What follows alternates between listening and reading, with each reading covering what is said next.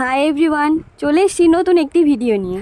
আজ আমি আর বোন মিলে যাচ্ছি একটু কেনাকাটা করতে, সেই জন্য বেরিয়ে পড়েছি দুজনে। আর গাড়িতে তো একদমই কম তেল রয়েছে, তাই জন্য আগে তেল ভরবো, তারপর যাব বাজারের মধ্যে। এই ভিডিওটা আমি করেছিলাম পয়লা বৈশাখের আগের দিন, কিন্তু কিছু কারণবশত ভিডিওটা পোস্ট করা হয়নি, তাই ভাবলাম এখনই করে দিই। তো যাই হোক, আমরা তেল ভরে চলে গেলাম বাজারে। এই যে ঢোকার মুখেই লোকজন দেখে আমার মনে হলো অতটা ভিড় নেই, কিন্তু ভিতরে গিয়ে তো আমার অবস্থা খারাপ। এ কি মানে এত ভিড়! আমরা গেছিলাম 3টে সাড়ে 3টের দিকে। আমি ভেবেছিলাম এই সময় হয়তো একটু ফাঁকা থাকবে, কারণ ওই 4টে 5টার দিকে ভিড় বেশি হবে।